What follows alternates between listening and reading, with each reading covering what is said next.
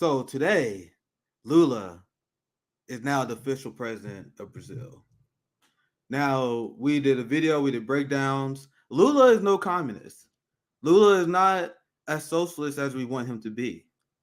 But people who are being I understand the need to criticize Lula, but this is a giant moment in geopolitical politics. Even with all the criticism of Lula, and I'm gonna explain to you guys why. Let me show you guys something here, and I'm also gonna explain how Bolsonaro is in Florida now with the Gusano.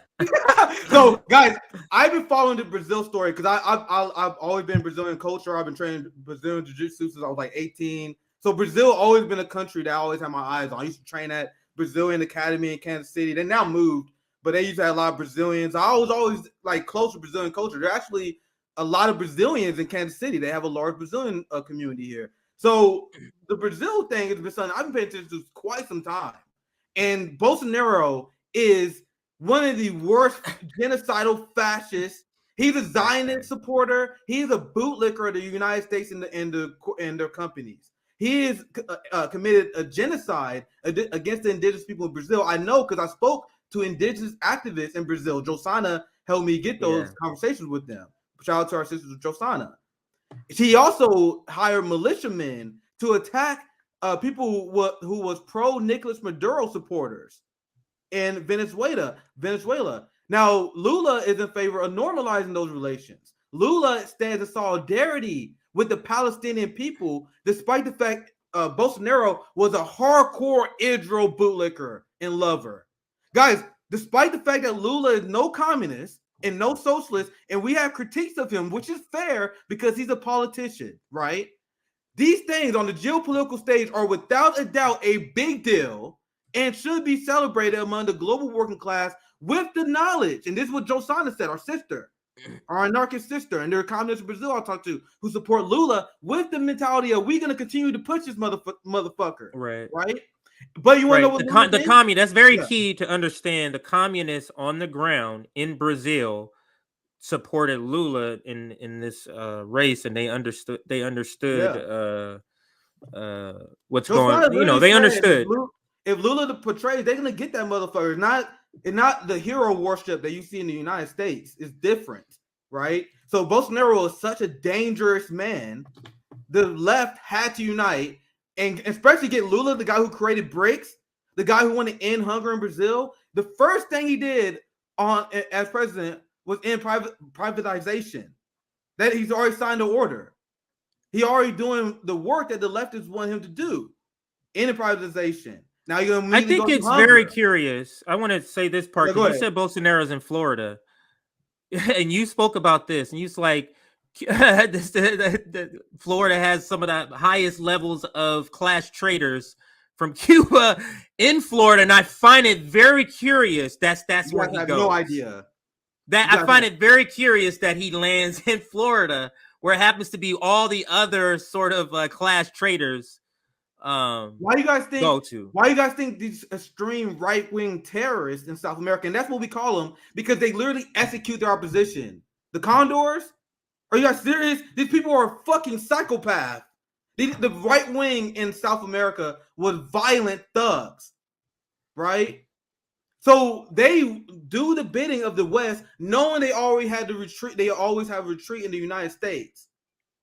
So that's why they're violent. That's why they're extremists. That's why people like Juan Guaido, like I see Tim Buck said, Juan Guaido, he lives in Florida. He had a failed coup attempt. And to the point, and I'm going to show you guys this later, Brazil voted to disband their party. Yeah, I saw that. So it's over. So the Brazilian people hated Guaido. He can't even go outside without being attacked. But the right wing in Brazil, and the Black Agenda Report does a great job breaking this down.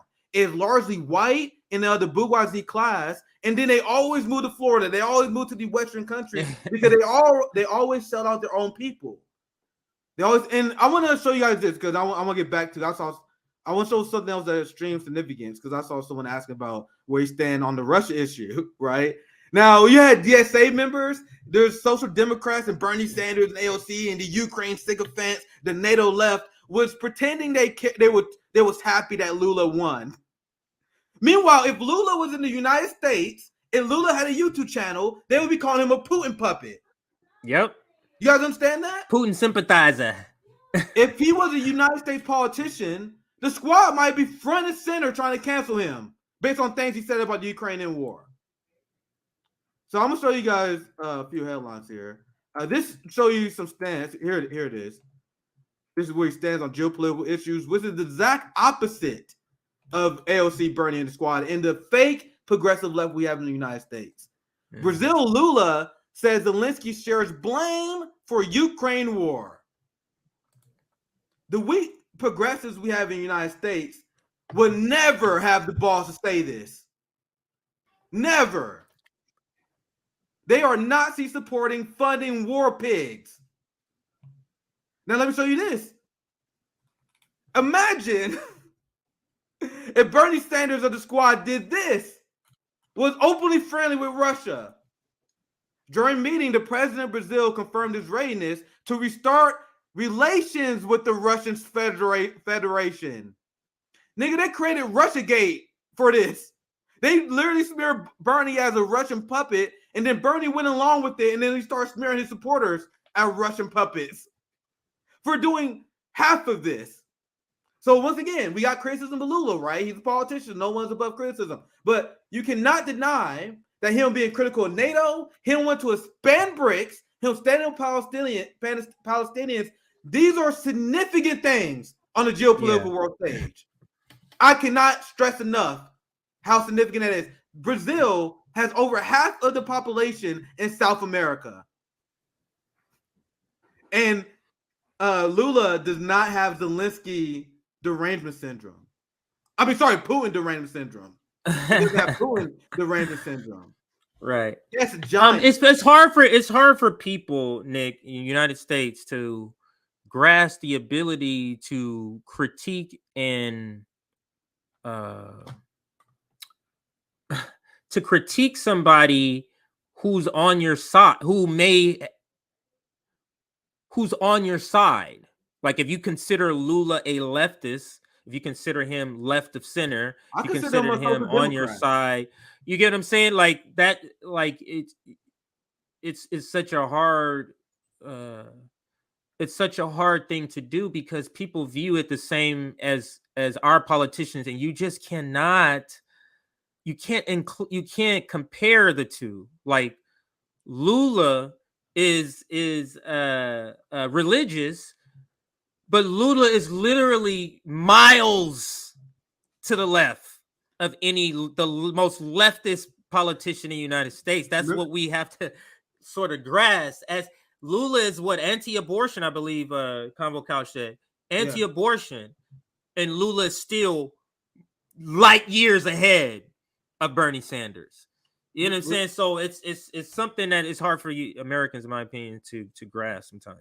Remember the segment I did a while ago, and some people thought I was being hyperbolic, but I wasn't, and I'm still true. I said Lula makes Bernie Sanders look like Ronald Reagan, even with all the criticisms. Mm-hmm. He is firm in his belief that we should work with China, that we should build upon BRICS, right? Bernie Sanders and the squad repeat you should see, I don't got to say, but DSA sent out an unhinged anti-China tweet. Like you have the Bernie wing, the Bernie left, Ro Khanna, he was guilty of this too, where they repeat unhinged anti-China rhetoric. Meanwhile, Lula is like, let's build with these people. They do an amazing thing lifting people out of poverty. Why would we demonize them? Meanwhile, Bernie's doing the exact opposite. And you guys think they are on the same side of the Overton window? At least on foreign policy, especially. Because I would critique Lula as a social democrat. But now you got to know why communists say Bernie Sanders is a centrist at best. Because Lula is a real social democrat. And then you got these U.S.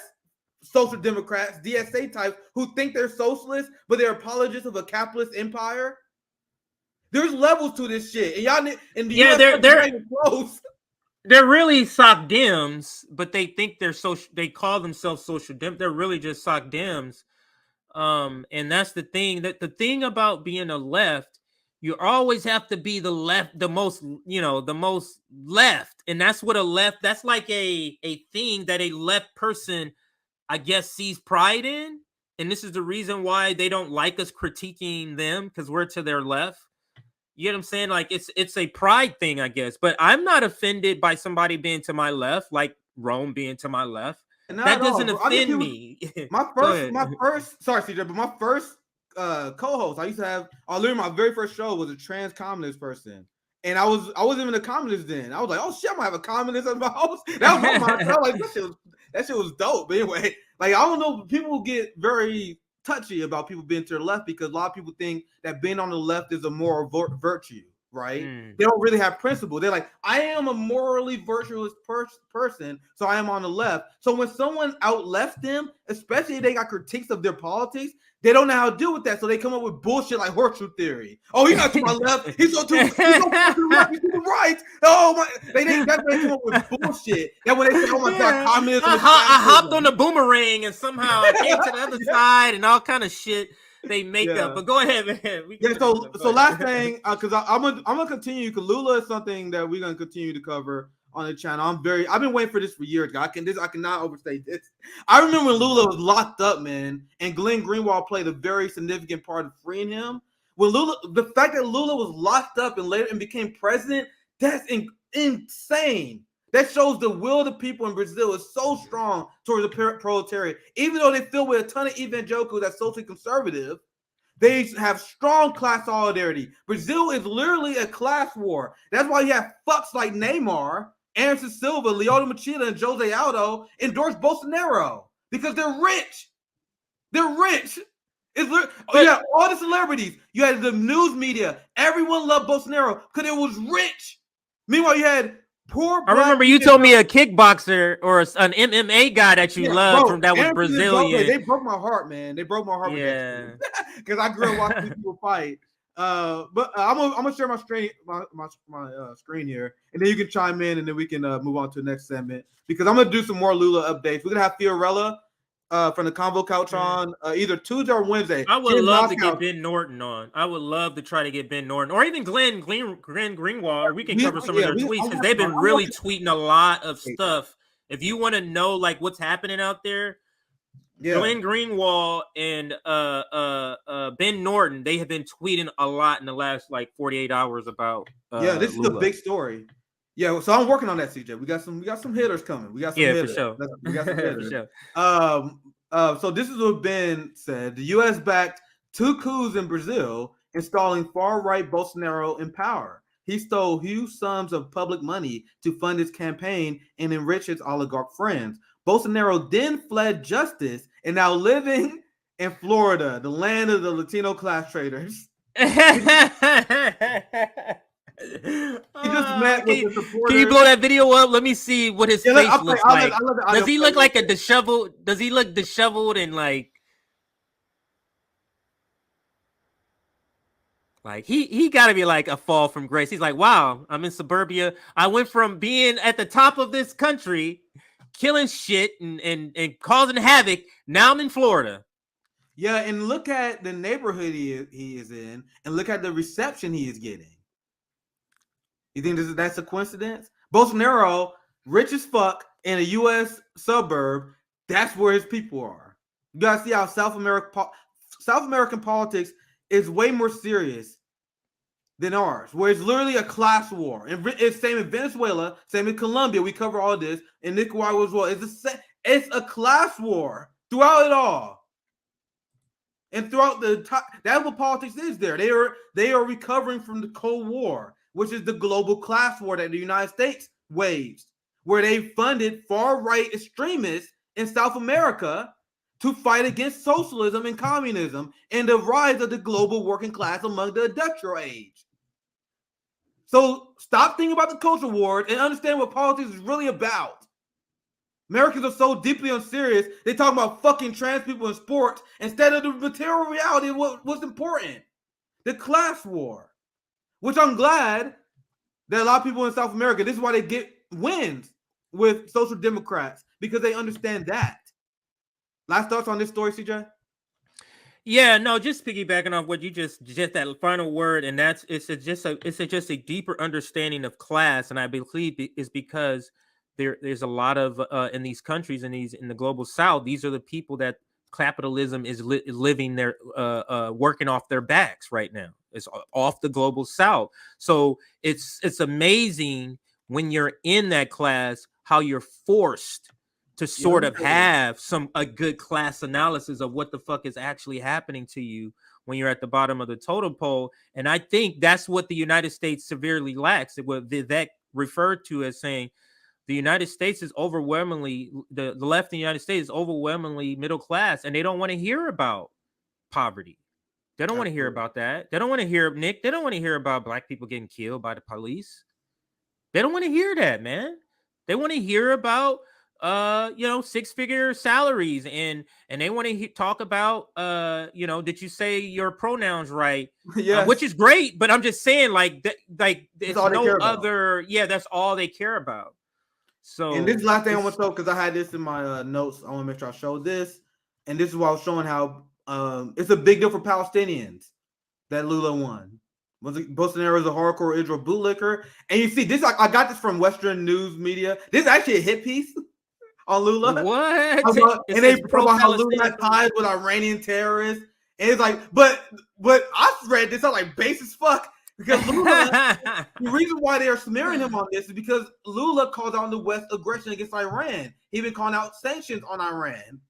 So anyone who speak out against Western aggression against Iran, the DPRK, China, they smear.